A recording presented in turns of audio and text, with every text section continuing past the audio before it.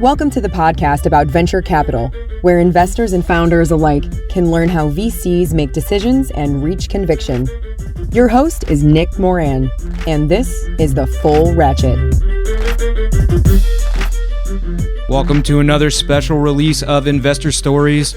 On this installment, the experts discuss a startup that they did not invest in, why they passed, and if there was a key learning that now informs their approach.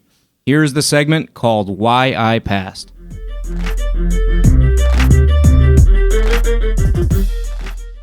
On today's special segment, we have David Goldberg of Alpaca. David, can you tell us a story about a good or a bad pass? A story about a startup that you passed on? It's a great question. We actually have a running Slack channel, right? Like we call, like others, our anti-portfolio. We seem to enter something into there at a more frequent pace. I guess on one hand, it means that we're seeing something, we're seeing good deal flow, but need to make better decisions. So I'd say one that we've talked about a couple times is a company called The Farmer's Dog, which is an incredible consumer subscription company selling human-grade fresh dog food on a subscription basis to pet parents. And I guess why I'm disappointed is both myself and my partner are customers. I think I was the fifth customer. I shared a co-working space with the team, and my dog and their dog used to play. And I've been a brand champion for so long. I'm also such a big fan of consumer subscription. All of the recipe, no pun intended, was there for us to, make that investment. And just for whatever reason, we couldn't get it over the finish line and get comfortable. And they've gone on to do tremendous things.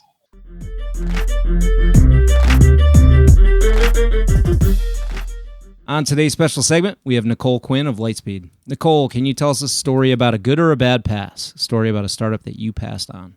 When I was at Lightspeed and had been there for about a week, we had a meeting. And I thought, wow, this founder is really interesting. But there's no real traction with this business. They've got a game and people are kind of running around in forests with this game. And only a few hundred people are using it. But this founder, he is something very special. But hey, what do I know? I've only really been here a week. Anyway, so Jeremy and I debriefed after the meeting and he was like, yeah, I agree. Really special founder. He said, what would make it stronger is if they had IP. So he called up the founder. In fact, no, he sent an email. I still have the email to this day. And he's like, so we love the idea. We think that you need to have strong IP. So why don't you partner with someone like Nintendo and, add that to the game? So they did with Pokemon Go, and we did not invest. Oh.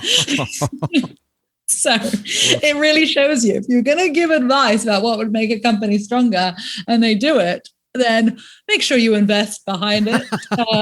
That was a particularly painful one, a really exceptional team.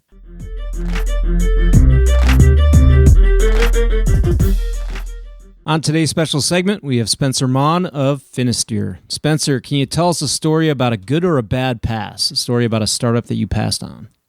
Sure. So past, let's see, a bad pass is probably more interesting because then everyone will feel much smarter than me too. So that's good, right? So I had looked at Beyond Meat in the early stages of that company back when I was at one of my previous firms, speaking to Evan and the rest of the team, and it was a tough time for them because they actually were starting to scale their protein extrusion. They had this patent from Missouri, and they were trying to scale but didn't really have the customer base. They had rolled out some trial sort of stuff at Whole Foods, and ultimately, I think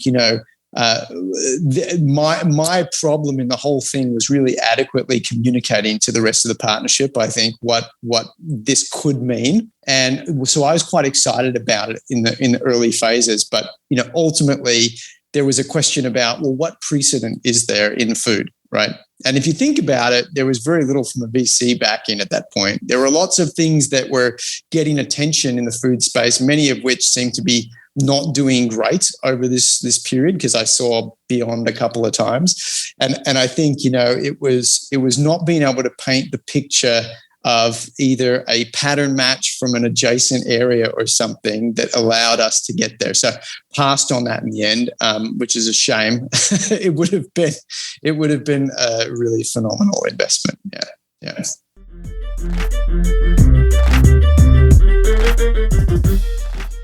On this special segment, we have Jonathan Ebinger of Blue Run Ventures in Transform Capital. Jonathan, can you tell us a story about a good or a bad pass, a story about a startup that you passed on? Yeah, I'm sure. We only have an hour though, right? So this is probably about 15 years ago.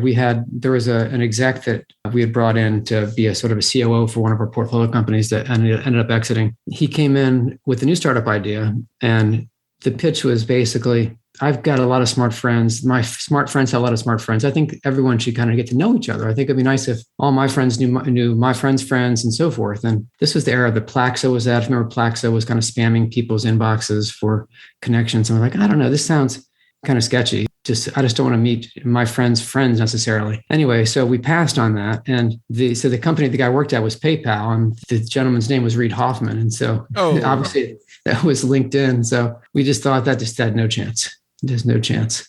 It's a tough one.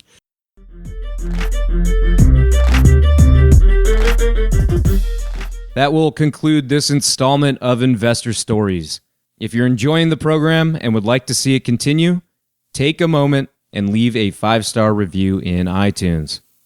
Also, if you'd like updates on new content from TFR, as well as the top 10 VC articles every week, go to fullratchet.net and sign up for the newsletter.